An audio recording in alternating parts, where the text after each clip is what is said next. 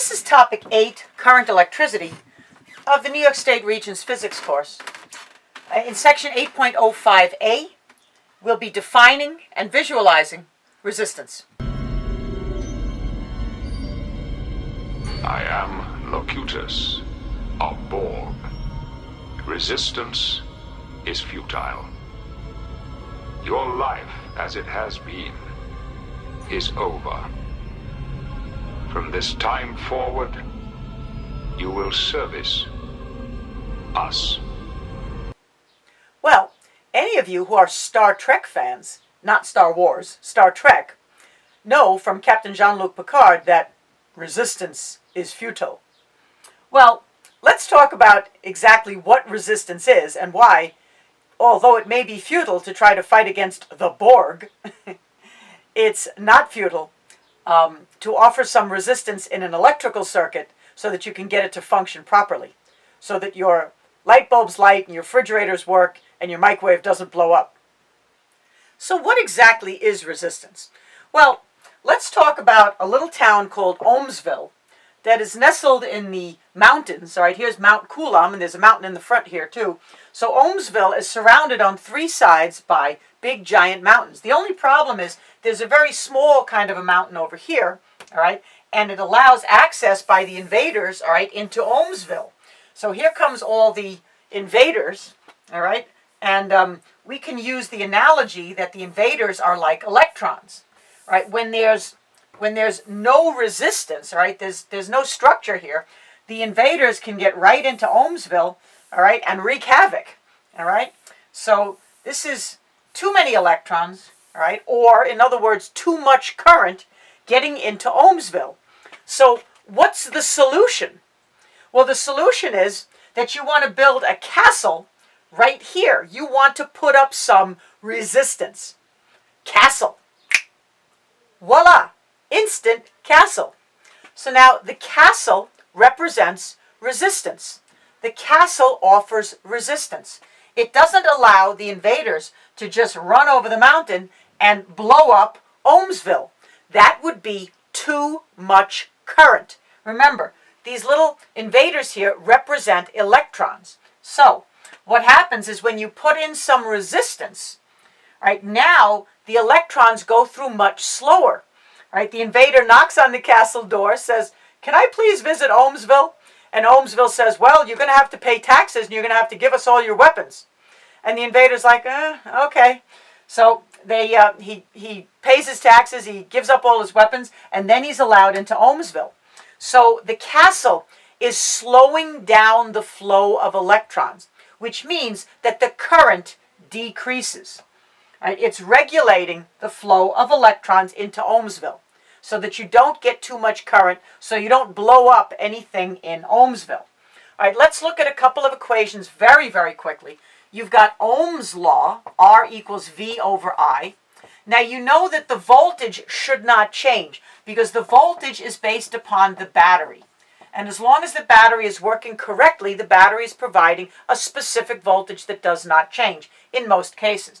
And you can see that the relationship here between resistance and current is inverse. If you increase the resistance, the current decreases. Now, you could also look at this from the point of view of the defining equation for current.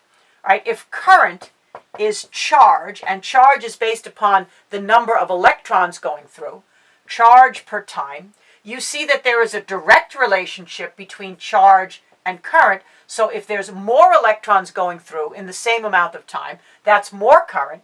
If there are fewer electrons going through in the same amount of time, that is less current.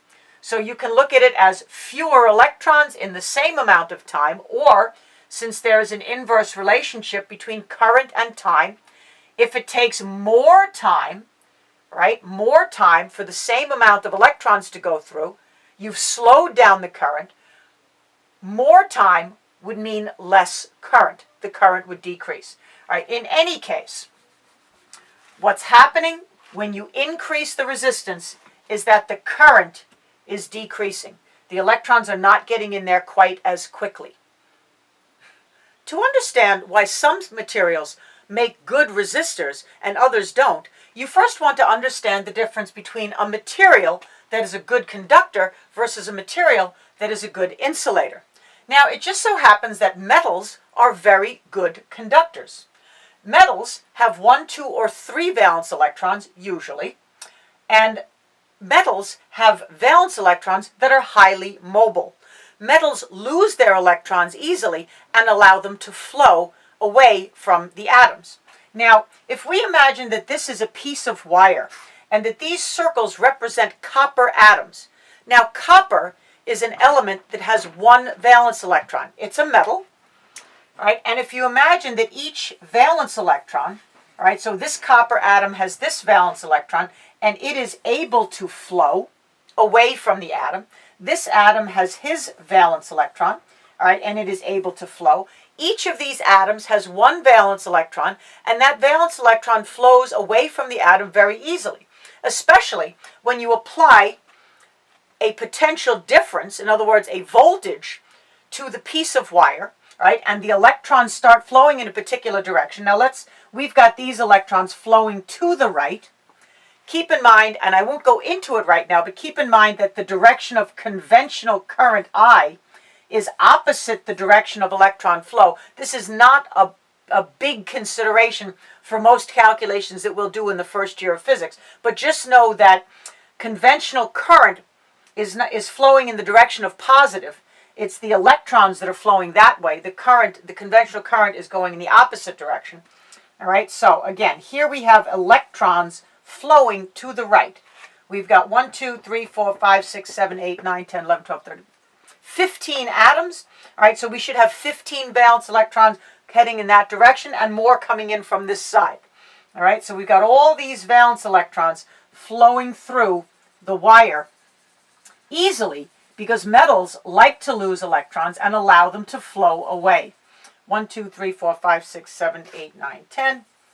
All right, and then as they're moving in that direction, we've got more coming in from this side because we've got a nice long piece of wire.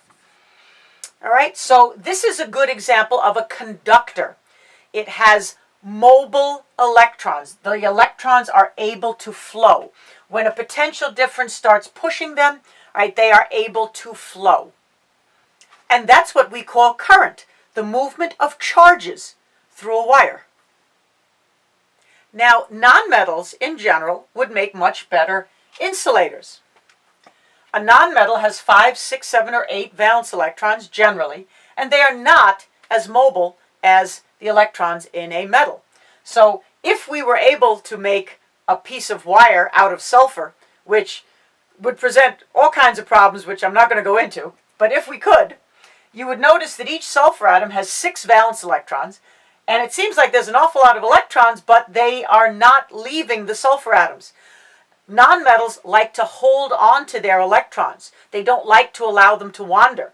So that tight hold that the sulfur atoms have on the electrons prevents them from flowing, and therefore sulfur would make a much better insulator than it would a conductor. All right, again, in general, metals make good conductors. Nonmetals in general make good insulators. All right, now what I'd like to do is make a quick little chart of other materials, compounds, many of them synthetic, which ones are good conductors, which ones are good insulators.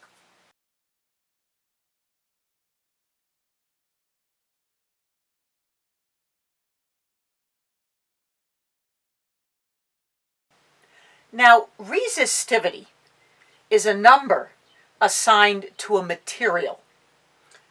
For example, copper versus sulfur. All right, let's talk a little bit about resistivity. So resistivity is the ability of a material to impede means to resist, the flow of electrons. So if you have a very high resistivity, you are not going to let the electrons go through. You're going to impede the electrons. You are therefore a good insulator.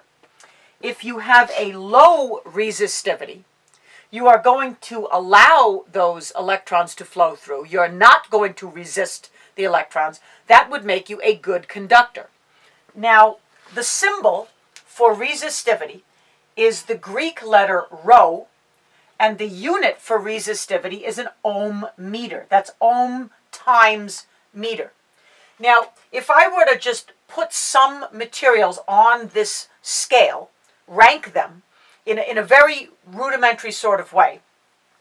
Now, you do have to keep in mind that the research that's done on these materials is done under varying conditions, so you are going to find some discrepancies online as to exactly where each material falls, unless all the materials were placed by the same researchers under the same conditions. But in general, with a very low resistivity, really good conductors, you're going to have your metals. You're going to have silver, copper, gold, then aluminum.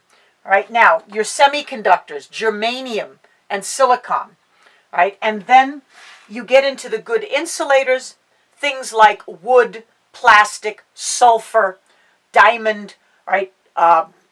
Rubber, right? These are all good insulators. All right, so what exactly is the difference between resistivity and resistance? They're very, very close, all right? In a lot of ways, if you mix the two of them up, it's really not going to make much difference. But in a basic way here, resistivity is a measure of the ability of a material to impede the flow of charge. All right, now, resistance would be a measure of the ability of a device. In other words, if you build a device out of a certain resistive material, then resistance becomes a measure of the ability of that device to impede the flow of charge. Let's talk about resistivity first. All right, resistivity. So it has to do with a specific material. I'm going to erase this so we have a little bit more room, okay? All right, now, there is a chart, and you can download the chart from this website, NYSEDregents.org. I would suggest you download the entire reference tables for physics, all right? New York State Education Department Regents.org. All right, you can download this chart. Now, I didn't copy the entire chart. I copied some of the chart here. This chart is giving the resistivities of some common metals, all right? And this would be an alloy, a mixture of two metals, all right? Nichrome, nickel and chromium, of course. Right.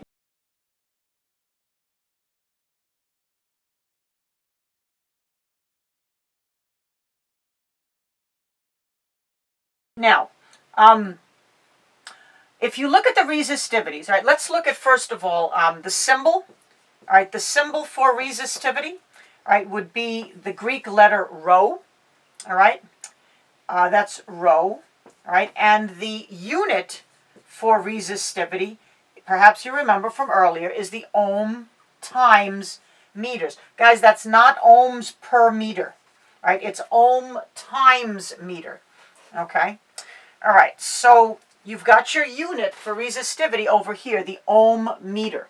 All right, now, the lowest resistivity on this chart, and again, I didn't copy the entire chart. For the entire chart, go to that website.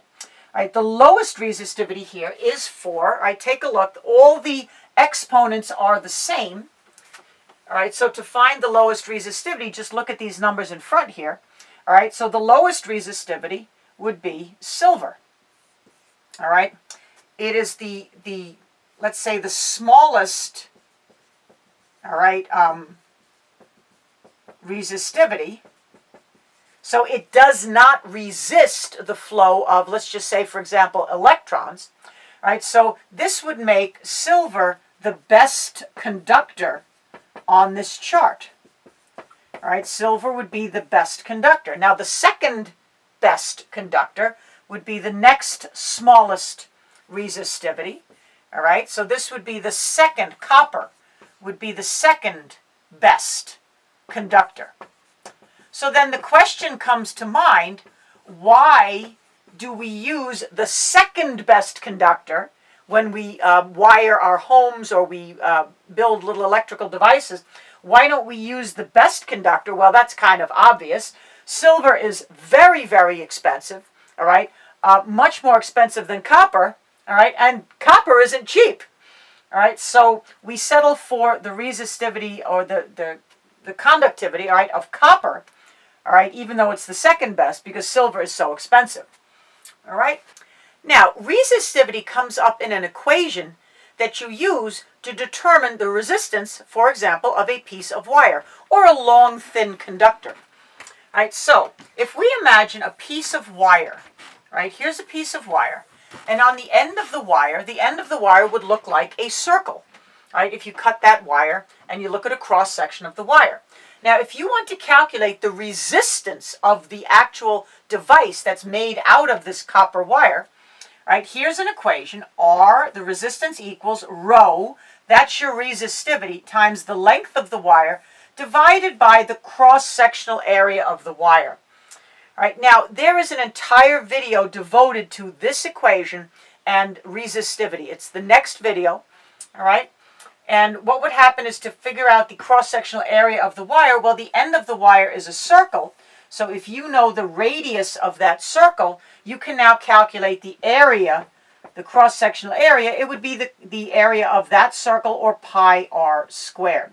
All right, so again, this equation, and I like to call this the wire equation, all right, the wire equation. All right, this equation is good for a piece of wire, or it's also good for a conducting rod. All right, if you have a rod of some metal, let's say, all right, let's say the rod is made out of copper or the rod is made out of aluminum, all right, then you can also use this equation because it has a length and a cross-sectional area just like a piece of wire. But I like to call this the wire equation, and we go into all kinds of detail about the wire equation in the next video. All right, at this time, I'd like to go on to talking about resistance and resistors. Now, I'd like to talk about how resistors are made, exactly what is a resistor, and how are they constructed. Just very quickly first, a little bit about resistance. Resistance is a measure of the ability of a device to impede the flow of charge. So again, resistivity has to do with a material. Then when you make that material into a device, like as simple as a piece of wire or as complicated as a refrigerator, right, a piece of wire would have a certain resistance for each length of wire, let's say for each meter of wire. A refrigerator, or any other device for that matter, would have an internal resistance for the entire device. All right, so resistance, a measure of the ability of a device to impede the flow of charge. The symbol for resistance is R. The unit for resistance is the ohm. And I'd like to show you just very quickly how to make that symbol, because it seems to give a lot of people a lot of trouble. Make a little line, make a circle, and then another little line. Okay? A little line, a circle, and then another little line. Leave the center here open. Okay? So that's the ohm. Now, by the way, that is the Greek letter omega. All right? Now, where does the unit ohm come from? Well, if you take this equation, resistance equals V over I, all right, voltage divided by current. If you have a voltage of 1 volt, all right, and a current of 1 amp, all right, 1 ampere, all right, that defines exactly a resistance of 1 ohm, like that. All right, so we kind of invented volts and amperes and then derived the unit resistance, ohm, all right, from the unit for voltage and the unit for current. All right? All right, so just a word about the use of charge in the definition of resistance. If resistance is a measure of the ability of a device to impede the flow of charge, that means it can be impeding the flow of positives or negatives. All right, so this is a very general definition. Now, sometimes when we want to take a look at resistance in an electrical circuit, all right, if we, for example, draw a piece of wire, all right, and here are our atoms of some kind of metal, probably copper, all right, so here are our copper atoms, all right, and if we say that the electrons in the metal, all right, are flowing in this direction, all right, to the right, if we say that the electrons are flowing to the right, then by definition, current, also known as conventional current, all right, I, is defined as flowing to the left. All right, take a look at this here. If the electrons are flowing to the right, then conventional current I is defined as flowing to the left. All right, now in many cases, just to make things easier so that we can visualize, the flow of current and resistance that's impeding the flow of the electrons, we often talk about the motion of electrons. All right, so we might simplify things by talking about electrons moving, but just keep in mind that technically current is the flow of, by definition, positives, whereas the electrons are flowing in the opposite direction. It really doesn't affect the mathematics in a first-year physics course. When you get onto AP physics or college physics, right, you're going to have to be a little bit more careful about the direction of current flow. All right, so what exactly a resistor is? A device, generally a small device. I've got a couple of resistors here. They're pretty small. All right, the little black cylinders, all right, are resistors. A device designed to insert into a circuit to impede the flow of charge by a specific amount. It might be a 2 ohm resistor, a 5 ohm resistor. It could be a 2000 ohm resistor. You build and design different resistors for different purposes with different amounts of ohms. All right, now, in a very, very basic way, how is a resistor made? All right, you've got a piece of wire sticking out one end. You've got a core, all right, and that core, all right, might be made out of a conductive or semiconductive material, and then that would be surrounded by an insulator, all right, which is why we spoke about the difference between conductors and insulators. You need conductive materials and insulative materials to make resistors. So let's take this conductive center and just cover it, all right, with a resistive material. All right, so I'm just going to put that resistive material on the outside, and then another piece of wire, all right, coming out the other side. All right, and I guess we'll just color the whole thing in like that. All right, so now we've got the whole thing all covered up. All right, so you've got an inner core and a covering. All right, and again, these are resistors. They have a little piece of wire. All right, the conductive core covered by the insulator, and then another piece of wire on the outside. Now that's a fairly large resistor. All right, resistors can be really, really tiny, and I'll show you some pictures of actual resistors in just a moment. All right, here's a tiny, tiny little resistor. All right, and the resistor actually has little colored bands, and those bands stand for certain numbers, and you can figure out the resistance, the actual amount, by knowing the code on the colored bands. And it's very easy to find that code on the internet. All right, so this is what a resistor looks like, what it's made out of.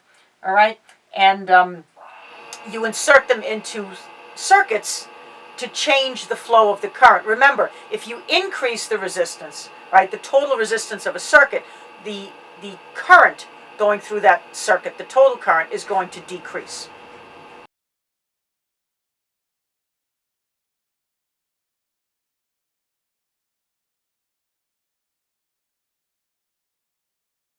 Now, I'd just like to show you 4 equations that involve resistance. Right, so you just know that they're out there. And each of these will show up in a later video. All right, Ohm's Law has 1 or 2 videos coming up. The wire equation on resistivity has a video coming up. And the series circuit and parallel circuit videos have resistance equations, solving for resistance in the advanced circuit videos. Okay? So Ohm's law would be resistance equals voltage divided by current. The wire equation, this is to figure out the resistance of a piece of wire. The resistance of a piece of wire would be the resistivity, which comes up in the next video, right, times the length of the wire divided by the cross-sectional area of the wire. All right, this comes up in the next video. Total resistance, calculating the total resistance of a circuit is going to be different for a series circuit and a parallel circuit.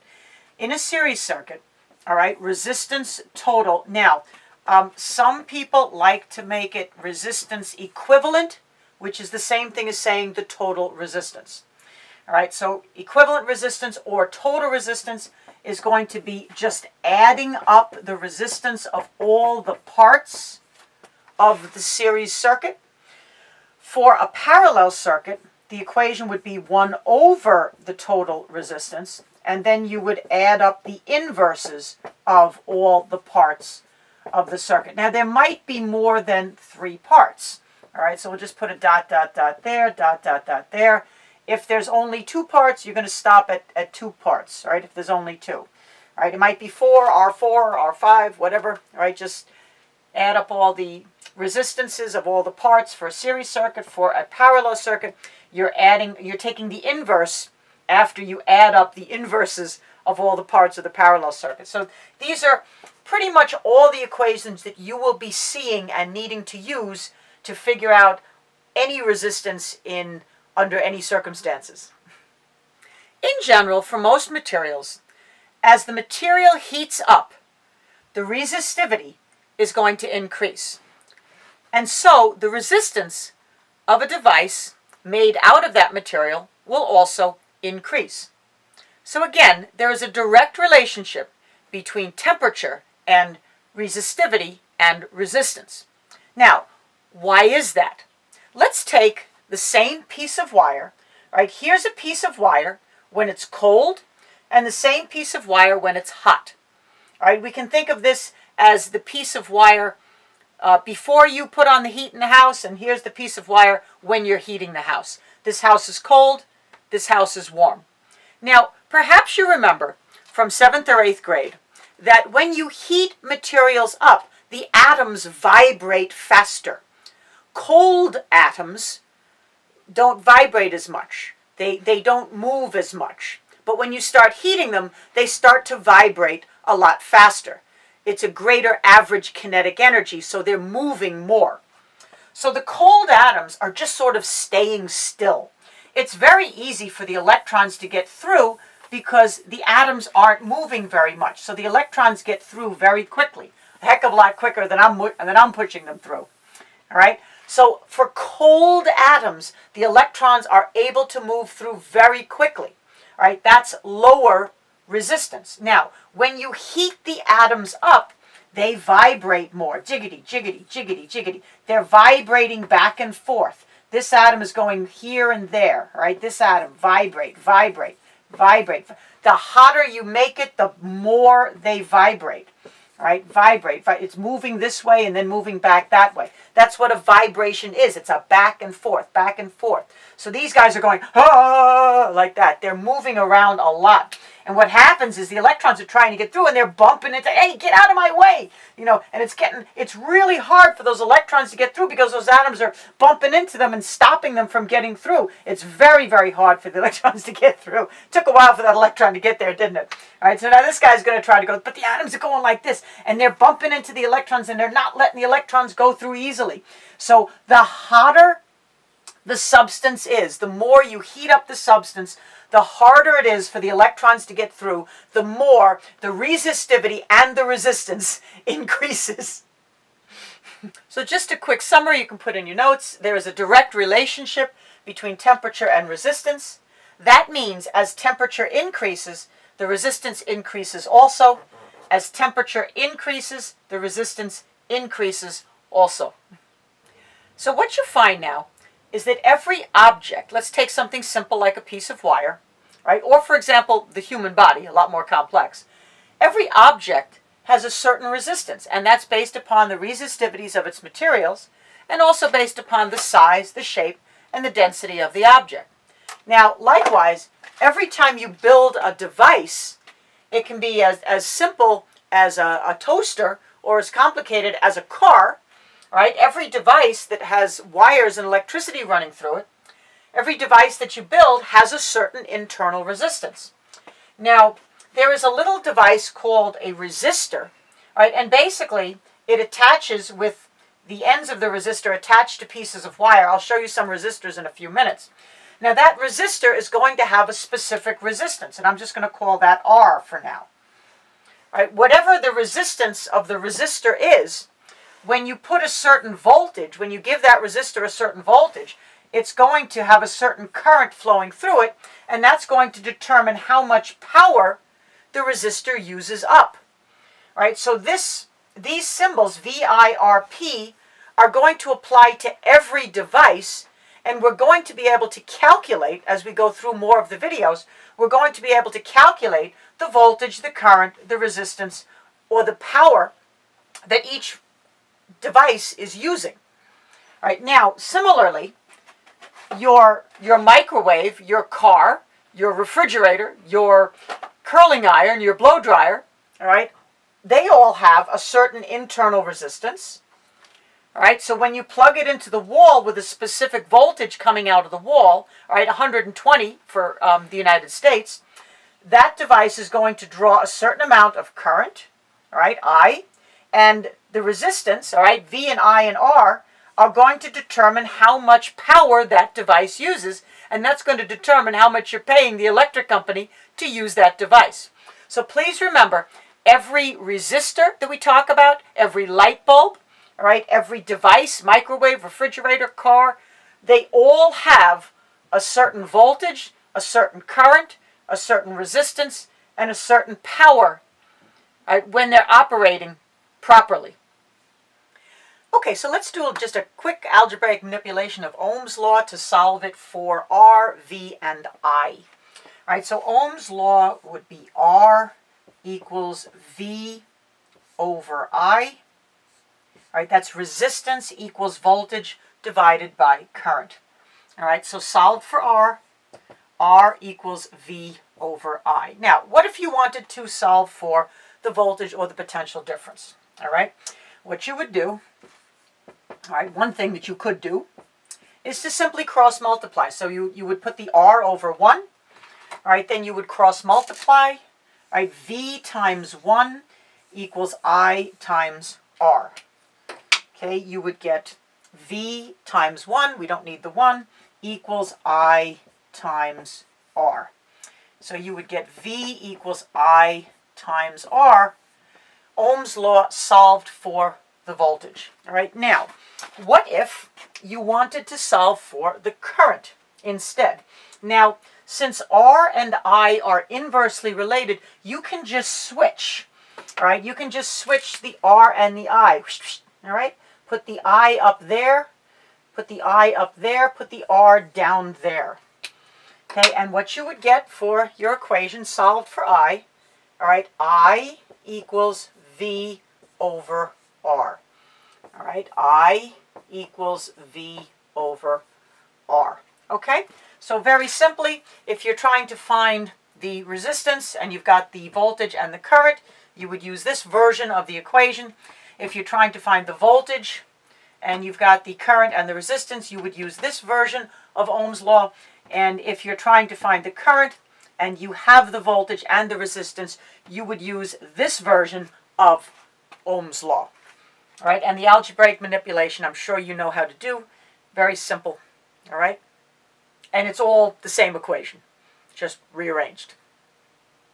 All right, so now what we'd like to try to figure out is how a change in resistance affects a circuit and thereby affects the devices that are running off that circuit, that are being powered by that circuit. All right, so for example, if you were to make a little circuit, and I'm using circuit symbols from the circuit symbol chart, all right, on the Regents reference tables. Remember, you can download the reference tables from NYS Regents, all right, .org. After you go to the website, go to reference tables, and then the very last reference table down at the bottom is going to be for physics. All right, so if you need any of these charts, download them from this website, NYSED, that's New York State Education Department, regents.org. All right, and you would download the chart that says circuit symbols.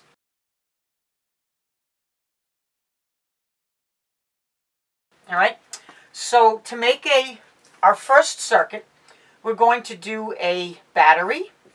So there's the symbol for a battery. And then we're going to connect just a light bulb. Now this this circle here, that's the light bulb.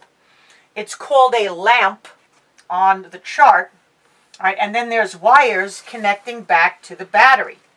Now, the problem with connecting a light bulb directly to a battery is there's a good chance that there's going to be too much current and you're going to blow the light bulb right out. It's going to be too bright and the light bulb is going to blow out.